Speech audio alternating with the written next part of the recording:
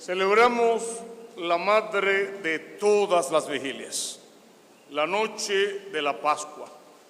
El Señor ha resucitado y vive entre nosotros. Resucitó de veras mi amor y mi esperanza. Lo que la liturgia de la palabra de hoy nos ha narrado, 9 lecturas deberíamos haber leído en la noche, ha sido la historia de la salvación del mundo, la historia de la creación.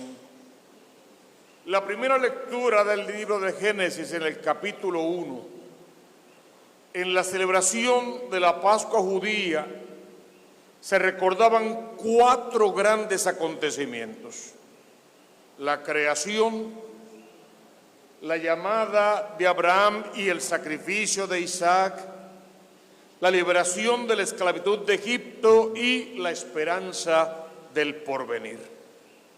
No cabe duda alguna que el origen del mundo y del hombre constituyen el primer acto salvífico de Dios. Dios crea al hombre, te crea a ti, hombre y mujer, y te crea para la vida, para que tengas vida y vida en abundancia. Y te crea para que seas feliz. Y Él crea el bien. Y podríamos concluir que el mal no existe. Lo que pasa es que Dios crea el bien y al hombre para que sea bueno, pero lo crea libre. Y en su libertad el hombre decide apartarse del bien y comienza a obrar mal. Y el mal no es otra cosa que la ausencia del bien, la ausencia de Dios en mi corazón. Si Dios habitase en mi corazón, si yo le permitiese, porque me hace libre, habitar en mi corazón, en mí el mal no existiría. Dios no cohabita con el pecado. Te creó para que seas feliz. Si te vives hoy día, te experimentas, te reconoces, como un infeliz, es porque has sacado a Dios de tu interior. La segunda lectura debió ser del Génesis, ya en el capítulo 22. Narra el relato del sacrificio de Isaac. Abraham es el hombre de la promesa, es el padre de la fe. Recibe de Dios una doble promesa: la posesión de la tierra de Canaán, o la tierra prometida, la tierra que emana leche y miel, y una descendencia numerosa. Ambas promesas se han cumplido. Faltaría por cumplirse el entrar en la tierra de prometida, referencia al cielo prometido. Pero aquella descendencia numerosa justamente hoy está congregada aquí. La iglesia verdadera, en la fe, somos descendientes de Abraham. La tercera lectura debe de ser del Éxodo en el capítulo 14. Y es el relato del paso del Mar Rojo. Esta lectura merece y marca el momento central de la liberación de Egipto. Es la acción más admirable de Dios con aquel pueblo elegido. El pueblo de Israel sale de la tierra de Egipto hacia la libertad. Hoy y ahora tú y yo estamos llamados a salir de la tierra del pecado para vivir en la tierra de la gracia, que es la presencia del amor de Dios, y poder entonces salir como enviados de ese mismo Cristo a un anuncio profético en un futuro glorioso. La cuarta lectura debió ser del libro de Isaías. Otra vez esclavos en Babilonia. Y esta cuarta lectura nos cuenta el retorno del pueblo de Dios de vuelta a casa en Jerusalén. Una vez termina el exilio en Babilonia, tienen que regresar para reconstruir, decimos siempre, la ciudad, el templo, sobre todo, que estaba destruido, la relación entre ellos mismos, porque algunos habían abandonado la fe, pero sobre todo reconstruir su relación con Dios para poder volver a establecer alianza. Una vez que ese pueblo regresa, queda marcado algo de mayor importancia. Dios es el esposo fiel que vuelve a su pueblo, quien es la esposa fiel. Entonces, mira qué bonito. Como iglesia eres la esposa del Dios fiel, pero como individuo eres el hijo amado de Dios. Y como cristiano eres responsable de que toda tu familia, iglesia doméstica también tenga desposorio con Dios, y que los hijos de ese matrimonio, tus hijos, le pertenezcan al Dios que vive. El que te hizo te tomará por esposa. Como mujer abandonada y abatida te vuelve a llamar el Señor. La misericordia de Dios vence todas las infidelidades y es siempre fiel, porque no puede mentirse o negarse a sí mismo.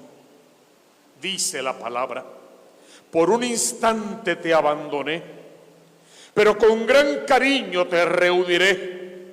En un arrebato de ira te escondí un instante mi rostro, pero con misericordia eterna te quiero y te busco.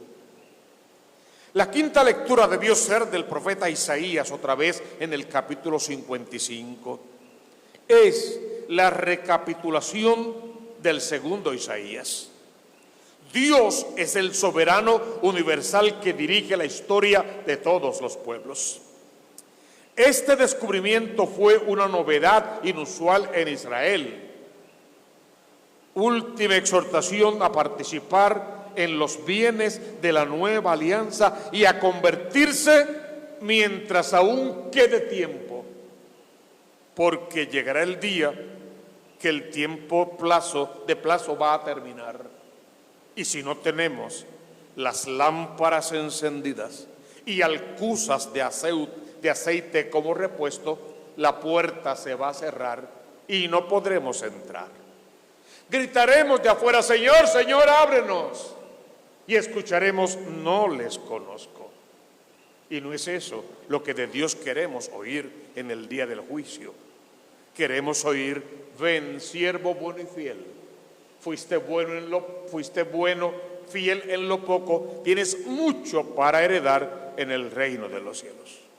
Para ello es imprescindible un cambio de mentalidad, un cambio de conducta, un cambio de actitud.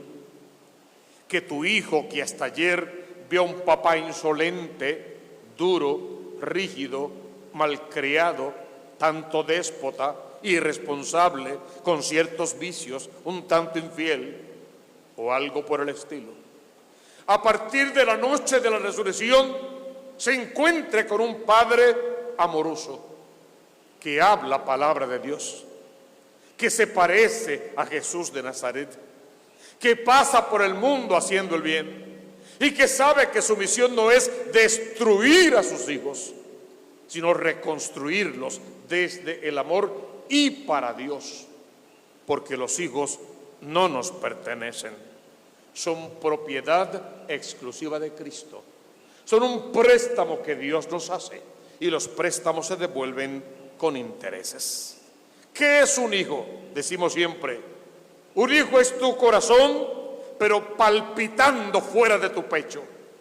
¿Qué debe ser la Pascua de la Resurrección? Devolver al pecho el corazón, amamantar a tus hijos dentro de tu corazón, para que no queden varados en el camino, para que no se pierdan aquellos que Dios nos dio. Dice la palabra que el malvado abandone su camino y el criminal sus planes, que regrese al Señor y Él tendrá piedad, a nuestro Dios que es rico y que siempre perdona. La sexta lectura debió ser tomada del libro de Baruch en el capítulo 3. Este pequeño libro muestra especial interés por los exiliados de Babilonia. parecería hoy estar de moda. Baruc fue secretario de Jeremías. Presenta a la comunidad de los desterrados con los ojos puestos en Jerusalén. Obedezcan, dice la palabra, y vivirán en paz. Si hubieras seguido el camino de Dios, habitarías en paz para siempre. Así aprenderás dónde se encuentra la vida larga, la luz de los ojos y la paz. Solo se encuentran en el Cristo de la gloria. No olvides que Cristo no cohabita con el pecado. Si quieres que en Pascua Cristo resucite y habite en tu corazón, tú y yo tenemos que desterrar el pecado de nuestras entrañas. La séptima lectura debió ser de Ezequiel en el capítulo 36. El contexto se centra en el mensaje de esperanza. Los oráculos y la comparación intentan buscar una explicación al desastre y atisbar signos de esperanza para el pueblo elegido que está perdido y abatido. La dolorosa experiencia de pecado provoca el desastre del pueblo de Dios. Cuando la casa de Israel habitaba en su tierra, la profanó con su conducta, por haberlo profanado con sus idolatrías. En la predicación profética aparece insistentemente el pecado original del pueblo de Israel y el pecado que más Dios detestaba de ellos y de nosotros es el pecado de la idolatría, que no consiste en tener o no tener imágenes, consiste en tener dioses falsos. Y el sinónimo es poner cualquier cosa en el lugar de Dios. Y a veces, equivocando los amores de este mundo, ponemos a personas, padres, hermanos, esposo, esposa, hijos o nietos en el lugar de Dios. Y aún eso sería cierta idolatría. Pero la peor idolatría es cuando yo quiero ocupar el lugar de Dios, cuando me endioso, me vanaglorio, me lleno de mí mismo, cuando soy ególatra en mi totalidad y pienso que si Dios se va de vacaciones algún día, seguramente me llamará a mí para que yo lo sustituya. Y en ese acto de soberbia destierro a Dios de mi corazón. Y justamente la idolatría consiste en dejar el corazón vacío del verdadero Dios y hacer que lo ocupe cualquier Dios falso. La Pascua originaria es un memorial de la liberación de Egipto, de la narrativa nacional en la que Yahvé desplegó su poder en favor de su pueblo. Después del exilio, se enriqueció este contenido con una proyección hacia el futuro, con un elemento de perspectiva escatológica. Este es el contenido teológico de esta gran fiesta. El pasado se hace presente, sobre todo en la narración litúrgica de la salida del pueblo de Egipto. Para la teología judía, la Pascua abarca entonces el pasado, el presente y el futuro. La fiesta de la Pascua es un memorial de la acción salvadora, divina y un cumplimiento de la persona de Cristo. La octava lectura, en Romanos 6, ya del Nuevo Testamento, esta carta habla de la salvación y de la vida. Es Pablo, el enamorado de la vida. Hoy somos invitados a contemplar cómo en Cristo y solo en Cristo se encuentra la verdadera vida y la verdadera salvación. La palabra lo dice. Y yo soy un Dios celoso. Y yo no quiero dioses falsos delante de mí. Entonces dejemos todo tipo de idolatría y aprendamos a amar a Dios sobre todas las cosas. Amarte a ti, eres la obra maestra de la creación, y amar al otro con esa misma intensidad. Dice la palabra, los que por el bautismo nos incorporamos a Cristo, fuimos incorporados a su muerte, por el bautismo fuimos sepultados con Él en la muerte. Hoy justamente seremos testigos del bautismo de 4 de nuestros catecúmenos, de la primera comunión de sus 3 hijos y una dama muy hermosa que también hará hoy su primera comunión. En ese bautismo todos tenemos entonces que ser bautizados, renovar nuestra fe, creerle a la palabra, ser ungidos por el Espíritu Santo de Dios y cumplir con el mandato: vayan por todo el mundo. La lectura número 9, que fue el Evangelio de Marcos 16, nos presenta el relato del sepulcro vacío. Está estructurado como los relatos de las anunciaciones: la presencia de un ángel, reacción de los receptores sobrecogidos de temor y de espanto ante lo divino y lo desconocido, la tranquilización por parte del enviado de lo alto con esa persona que se inquieta, y se esboza el mensaje que viene a transmitir, que es la parte más importante, lo que Dios quiere para el pueblo en ese momento. ¿Qué pasa?